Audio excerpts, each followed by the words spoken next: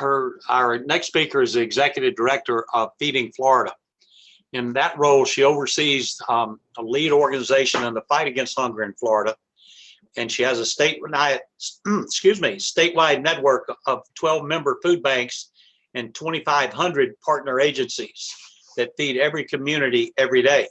She also played an integral role in integrating child nutrition programs into the Department of Agriculture and Consumer Services. I say she did much more than just an integral part. She was the reason it worked so well. She's here to speak about the challenges of Feeding Florida has faced since the pandemic hit, and how partnering with food banks may help promote your district school program. Together we can come out stronger than before. Please join me in welcoming Robin Safley. Robin? Hey, Tim, it's good to see you, and Roy and team. I do not have control of the slides, so if we'll get right into it. And I haven't really changed a lot over the last 5 or 6 years since I've been away, so y'all know I don't really follow along on slides very well, but we'll see what I can do. So if somebody can move me to the next slide. There we go, and keep going. We just introduction. You can totally skip that one. I'm going to keep that though for another 30 years. You know, a lot of what I'm going to say today might be, I'm preaching to the choir, but I do want to show you sort of the network that we provide and how close we are and cover the whole state. You know, the 12 member food banks, we are affiliated with Feeding America. That really lends itself for a lot of research, creativity, as well as resources when times are tough. So of course, times have been tough a lot lately, but you know, we also kick in during hurricanes and those types of things also. So it seems like the last 5 years have been very, very busy for us and for y'all. Next slide. And this will just give you a little bit. Of course, I already iterated that we have 12 member food banks. We cover all 67 counties. This is a little fascinating tidbit. So in a typical year, if there is such a thing, we would distribute the prior year, pre-COVID, we distributed about 300 million pounds. So last fiscal year, which ended on June 30th, right? So only really included about 3 months of COVID response. Our network distributed about 404 million pounds. So just to break that down, we distribute pre-COVID about 5.6 million pounds a week throughout the state of Florida. At our peak in June, we were at 12.7 million pounds a week. We have sort of calmed down to about between 9 and 10 million. So we're still well above schedule. If anything, the first quarter of this year, so looking at July, August, and September, if we stay on this trend, this fiscal year, we will distribute about 564 million pounds of produce or food. I am happy to say that about 33% of our product that we do distribute is fresh produce. 52 million pounds last fiscal year was actually from Florida growers. The other part of that is where we do pick up from Publix and Target and Walmart, et cetera. Some of that very well could be from Florida growers, but I can't attest to that. But we do recover a great deal with our partnerships from Florida growers. Obviously, we care a great deal. We know that, and as y'all know, food is so integral to the success of a child or an adult or a family household. And so we really have a lot of partnerships going on throughout the state with healthcare partners, whether it be an insurance company, or an actual clinic or a hospital. You're seeing more and more of those pilots and programs stabilize. We work closely with the federally qualified health clinics. These are the patients that really need it most, the families, and we try to really implement some solutions sort of place-based. So you're seeing a lot of pantries get started in clinics, actually in hospitals, et cetera, or that individual who might have some chronic disease is given a voucher, and they can either pick up a box there that is already supportive of their dietary needs, or they can go to one of our food pantries, as well as some sort of grocery stores that have been set up by some of our food banks too, food on the go. We work closely with other entities in the community. As y'all know, it takes a village, right, to do this work. And a family that is hungry, it's only a symptom of an under-resourced home. So what you're always trying to do is what else is needed there for them to stabilize. Next slide. And of course, hunger has been totally intricately related to diet related deaths. And you can see that from the chart that individuals who are hungry have a 33% more chance of having diabetes, high blood pressure, 58%. So we know that food is imperative, as well as all the things I used to say and still say is that a child that's hungry cannot learn. So we know it's imperative not to only take care of the child, but the family also. Next slide. So this is some interesting work that we did. So pre-COVID food insecurity projected with COVID. It's a pretty startling amount. I want to talk a little bit about the bottom number, but as you can see, 2.8 million pre-COVID of Floridians were facing hunger. We project that to be about 3.6 million now. Again, these are, it's a moving target, right? As we've all seen over the last year, things change on a dime, but that is the projection. And that is shifting about 819,000 children that were food insecure pre-COVID to about 1.5 million now. We did also, many of you may have remembered when I was at Ag, we did some statistical analysis on food deserts and diets related to death with Mari Gallagher out of Chicago, who really popularized all the research around food deserts and how it relates to diet and success. We commissioned her to do another body of work for us because I really wanted to be able to drill down as localized as I could as to where food was needed. In addition, some of the upper numbers in the chart, Map the Meal Gap from Feeding America, are great starting points, but they don't really take into account the ALICE report, which I'm confident all of y'all are very familiar with, that was put out by many years ago and has since been updated by United Way of Florida and Rutgers University, where we really talk about those individuals who qualify, right, at the local level or for entitlement programs, nutrition programs like SNAP or free and reduced lunch. Of course, community eligibility really helped that situation. But what it doesn't take into account is that working poor. And that adds another probably 25 to 30% of Floridians into that category, whereas they are asset limited, income constraint employed. So those are individuals who are working sometimes multiple jobs but still cannot make ends meet. And we really must count them in sort of the demand and the food insecurity population, even if it's maybe only 1 week every 2 months that they need help. And so our body of work really captured that. And I believe I'm going to go into that body of work next. Let me see. Well, this is just a reiterate. I'll come back. I think it's in the next slide, but this just reiterates sort of our increased pounds pre-COVID, post-COVID. Next slide.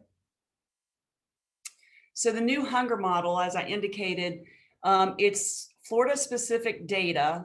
It looks at all households, and it is at a block group level. So just to give y'all a little feel for that, the federal government captures a great deal of data, if you didn't know, a lot of data about households. And a block is a federally identified unit of measure of a neighborhood. It's not generally a neighborhood, but it's a small unit of measure. Blocks make up block groups. Block groups then make up census tract. And that's really about where the consistency stops, right? Census tracts do not make up counties. Census tracts sometimes go beyond county lines. Census tracts don't fit nice and neat in zip codes. but blocks fit into block groups and block groups fit into census tract. So we have data on hunger and need at the block group level for the entire state of Florida. Next slide. So this is an example. So I'm just going to pick on Leon County because it's my backyard. And there's been a lot of conversation, and we partner, by the way, with the Florida Chamber on a lot of this work and have just done a little pilot with them, which is exciting. A lot of people work in zip codes. You know, that's really where people feel comfortable. There's where a lot of data that is available to everybody exists. But so you see zip code 32304, which is a really high need zip code as identified by the Florida Chamber for poverty and food insecurity in Florida or in Tallahassee. If you go to the next slide, though, this is that same zip code, if you can see it. But we have gone down more granular within that zip code to identify where the true need is.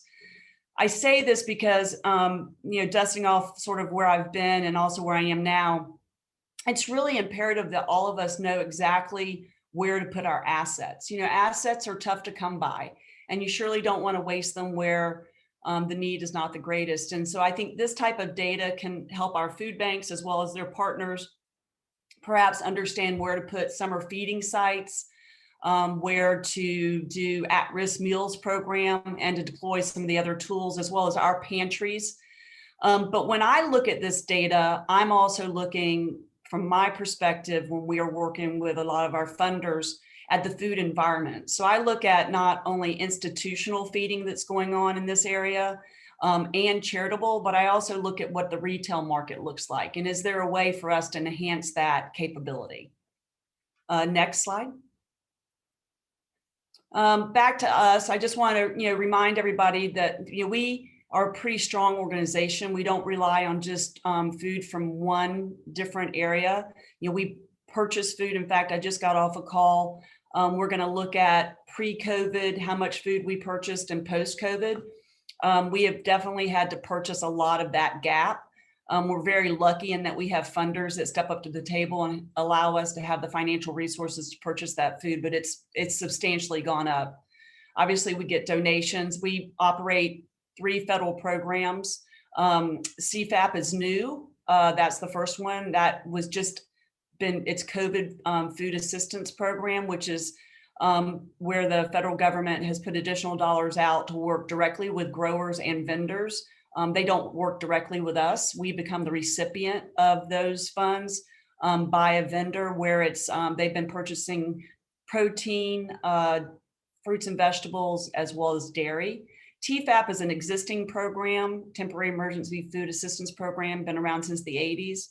And then CSFP is a senior feeding program where all of these programs, we work with Department of Agriculture. The senior feeding program has been targeted into the more rural counties. And it's a very small program, but continues to grow based on need.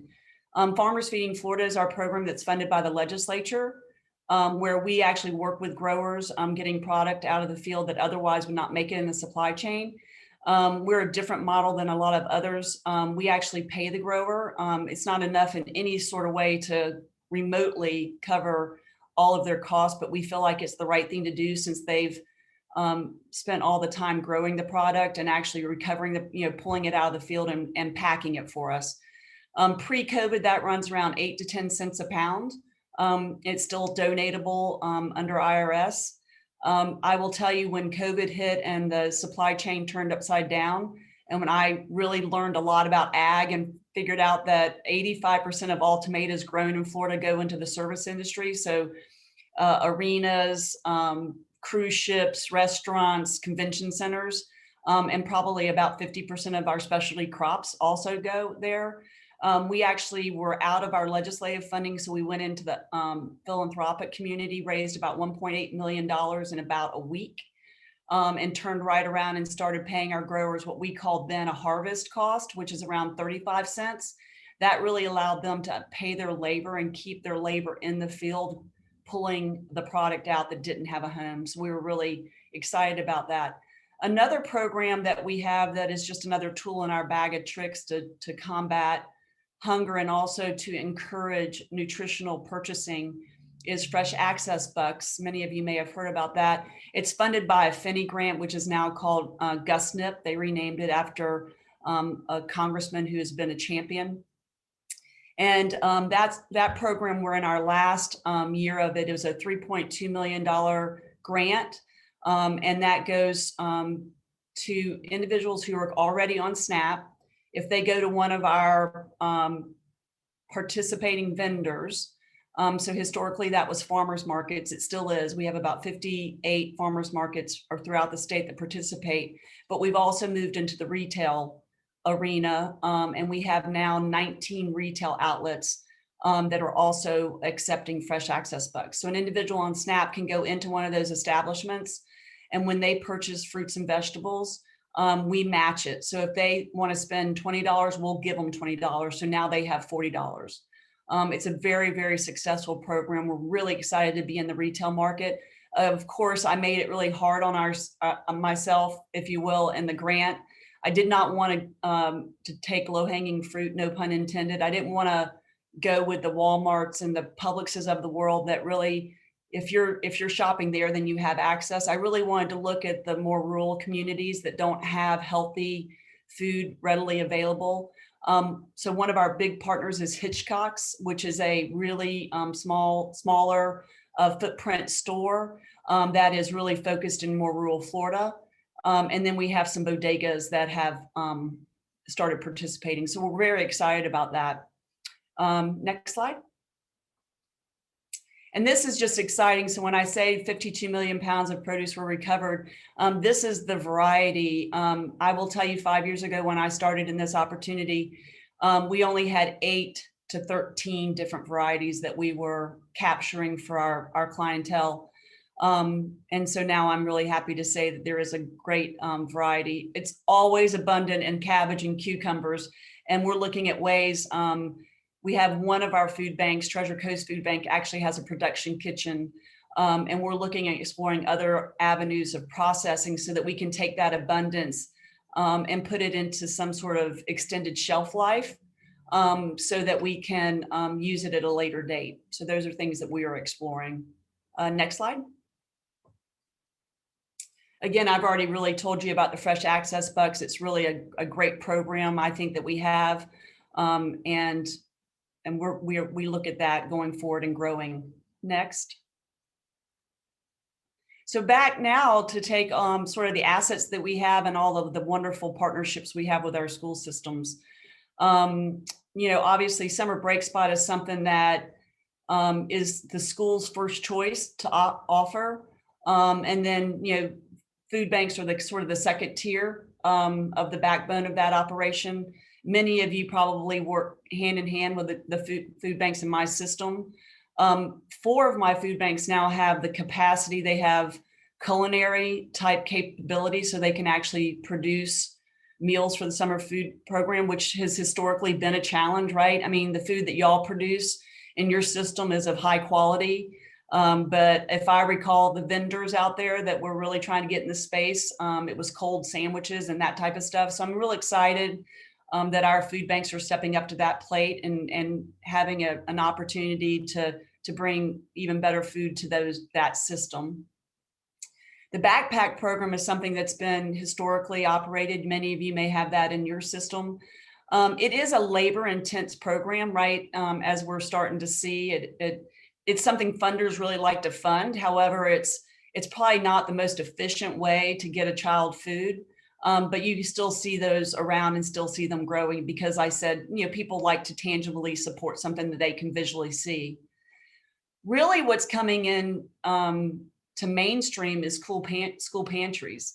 I was on a call, and I'm not sure if Jenna's on the call or not, with Polk County recently about looking at expanding that. Feeding Tampa Bay in the Hillsborough, Pinellas area currently has about 40 school pantries, and they vary in size based on the school's capacity of what they want to operate. In some instances, it can be fresh produce if we can help with refrigeration. It's a closet, some it's an extra classroom. It just really varies. We really like this model. Again, it's about meeting the individuals where they are. And if the parent's coming on campus to pick their student up, it could be something that they could, it's a one-stop shop, right? They don't have to figure out where to go again, for food. So we really like that. I encourage you to either reach out to me or reach out to the food bank in your area if that's something that you think is supportive of your efforts to feed the children. I think one of a neat little relationship that actually got created when I was over at Ag was St. Lucie County was going out for a produce distributor, and it was awarded to Treasure Coast Food Bank. So, I really think when you're dealing with not-for-profits, sometimes that can be a better deal financially. And so that to me is a great model. I know that one of the things that we did, obviously, when COVID hit and your system was extremely burdened, right, with schools shutting down, but trying to figure out how to feed those children in many, many districts. And I don't have a full accounting. We worked closely, our foods banks worked closely with the school system and the food service directors, and actually would co-distribute alongside or pre-give bags of food so when you're giving the meals to the child, you could also put a pre-bagged set of groceries in the trunk for the parent. Again, we're always trying to find those ways where if you're out there already connecting with the child, how can we come in and also take care of the family that your programs don't really allow you to do? And we are totally up for innovation. We continue to lean into this conversation. We love our partnership with the school system. We so appreciate what y'all do every day, and especially during COVID, trying to get to these children and to feed them. So we're here as a great partner. We want to continue the dialogue. We want to continue the creativity. There usually isn't anything that we can't make happen, right? Together, collectively, if it's for the right reasons. Next slide, and I think I might be done. I am. But I'm open for any questions if anybody has anything, Tim or Roy. Do we have any questions? Oh, I have one. This is Martina. I'm the director here at FSNA. Is part of your mission, and if I missed it, I apologize, nutrition education? Because I'm still learning about food banks. And are you under any restrictions as to the food that you like? Can you give out potato chips? And I'm not criticizing potato chips. Yeah. I'm just asking if you have any restrictions on what you can give out, and do you do any nutrition education? So let me take the quality of the food first. Obviously we work with, we have national relationships with Walmart, Publix, Costco, Target, Sam's Clubs, et cetera, right? Winn-Dixie. So in some instances, we may get food donated to us through those channels that might be snack oriented, right? Kellogg's gives us products and that type of stuff. But we as a system, not just my network, but Feeding America as a whole, are really leaning to foods to encourage, which would be the more nutrient value. And I would tell you that our network is probably at 75% at least, if not more in some areas, closer to 85% of offering foods to encourage. However, we do get birthday cakes from Publix sometimes. And if a parent comes through and needs one of those, we do think about balance as well, with no shaming, right? We all have some ice cream occasionally. But we are very conscious of that. And 33% of all of our pounds are fresh produce. We track by category of product. We have 28 categories that we identify and have to report on a monthly basis to Feeding America by county of what's been distributed. and it's pretty fascinating. So it really breaks it down. And in some of that product, was obviously, baby formula and other things that might help a family. But yes, we are very conscious about what we distribute, but it is not pure, just like a grocery store is not. And yes, all of us do nutrition education. And that's a very big part of what we do, especially with the fresh produce. So if a fresh produce is being distributed, then it's going to be distributed with recipes that are very easy for that family to participate in. A lot of our food banks too, the ones with the kitchens, are really dabbling into prepared meals for our client. I was just talking to somebody, a friend of mine with Mosaic yesterday, and even a well-sourced home, right? Our homes, time is constrained, and you need things that are either pre-cut, pre-diced, or prepared a little bit for you. Imagine the families that we serve and the struggle that they're under. So we're actually testing out whether or not prepared meals for some families are a good thing, to really encourage healthy eating. We are actually in the middle of negotiating a grant with the Department of Health for some rural counties that they've identified in the state of Florida to do nutrition education on an online platform. I really think some of the really exciting parts of COVID, I'm an eternal optimist, so I'm always going to take a bad situation and find sort of what positive came from it. There were obviously online, historically, with SNAP education dollars was not allowed. It had to be in person. And so I always think about this, here's a family having multiple jobs, may not have a car, and yet we want them to attend a 1 hour a week meeting for 9 weeks on nutrition education. I mean, it's a luxury. So I think we're very excited about this online platform of how we could engage with our client, as well as provide nudges through some data analysis to see how that works. And, again, we're in the midst of that right now, trying to hammer out the contracts going through the works. But so we're very, very big on nutrition education. Thanks for asking, Martina. Cool. Penny, do you want to go ahead and ask your question? Oh, hi, Robin. Hey, how are you? Hanging in there like the kitty in the poster. It's been quite an interesting year. It's great to see you. It's good to see you. I was curious about federal reimbursements. Do you all receive them? And if you do, how are they calculated? Is it per client, or how, if you get federal monies, how do they do it?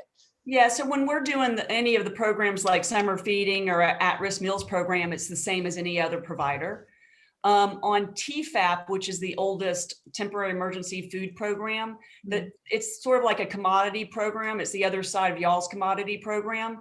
They identify how much commodity is going to be purchased for the state based on 60% of poverty and 40% of unemployment by county.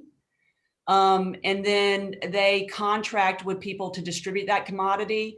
And it wasn't until like the mid 90s, it used to be that just the commodity was given with no administrative dollars to help offset the cost of distribution.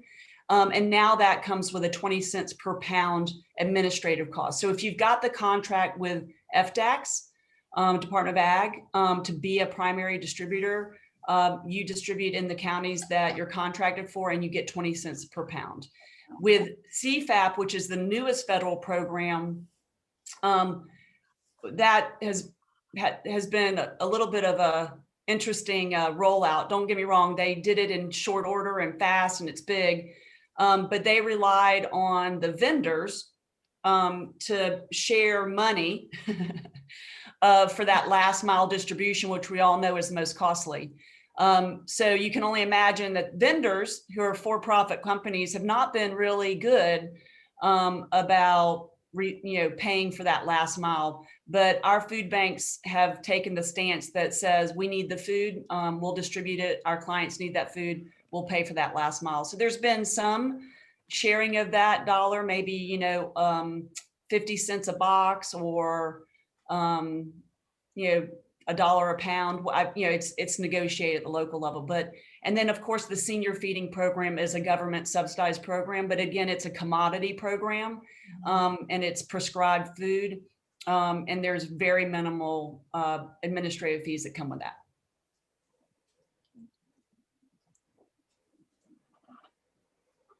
It's so much fun to see you guys. Other questions? Hey, Robin, it's Lynn Geist in Pinellas. Hey, how are you? Good, good. Hey, about the school pantries. Yeah. I just to let everyone know, they are super simple for us. What I have done mainly is put the food pantry person, the person at the school, or the local food bank person in contact with the principal, the social workers.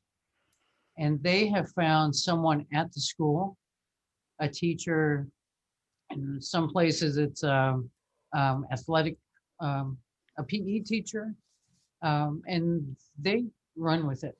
They find the space, they contact Feeding Tampa Bay to get the food, and the kids, in all of my schools, we have 6 of them, all of them, the kids run. So they're there once or twice a week for 30 minutes. Sometimes it's their lunch period. And they take the deliveries, they shelf the food, and once a week they hand it out. Very simple, almost nothing done other than making the initial contacts. But it's very helpful. I mean, we have some who are doing 200 families a week. That's awesome. Of course, that's pre-COVID. Right now, none of them are open. So, but once they open back up, I think it was very helpful and it's your school families, where it's going.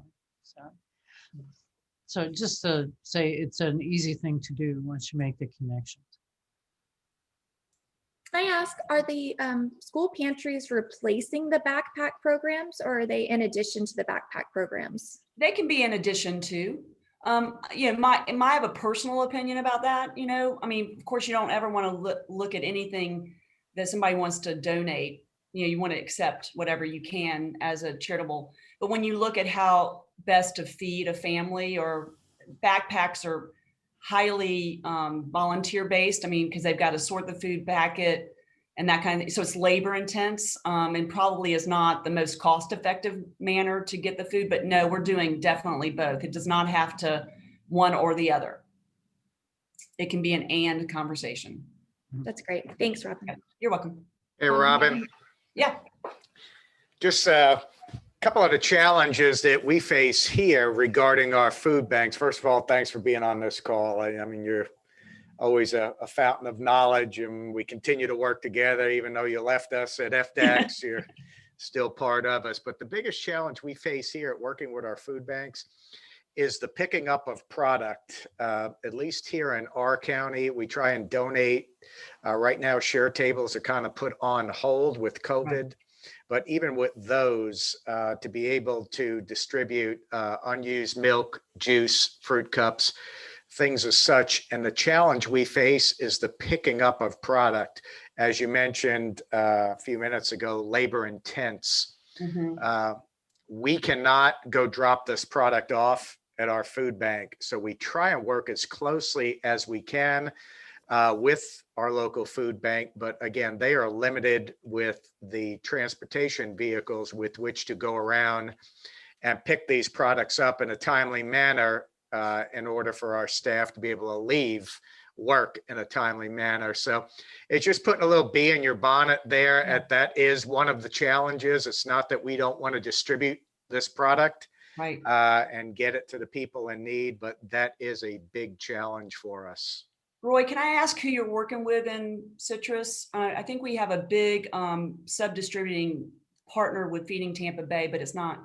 Yeah, it is. It's called the Food Bank of Citrus County, CFB there. So they've changed directors there several times, and it's kind of been put on hold for about a year right now. But we were dealing, I tried to pull up some of the previous emails when we would tell them what schools to go to. And John Autry was the last contact that I had. He was the executive director there of the Citrus Food Bank of Citrus County there. So Just, Roy, if you sorry. don't mind, do me a little note, or just, I mean, I'll write it down here and I'll look into it, because Feeding Tampa Bay is that area and they subcontract. I mean, they give food to that food bank and then that food bank, you know, that's how we kind of partner to make sure that we're connected. But perhaps there's some support that the mothership can give, because Feeding Tampa Bay obviously is more well-sourced. That could help them do that, because we surely don't want to lose that that recovery program. So just shoot me a note, but I'll also take a note. Absolutely. Thank you. You're Appreciate it. welcome. And that goes for anybody that's having any challenges. I'll step in and try to figure out what resources are needed and how we strategically can get that done.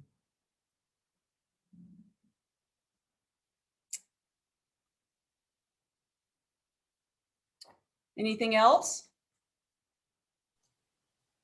Any questions? We've got my contact on the screen, and many of you know it anyway. Please feel free to reach out if there's any questions or curiosities or brainstorming that you want to do on how we can even do a better job at all of this. Robin, thank you so much. I don't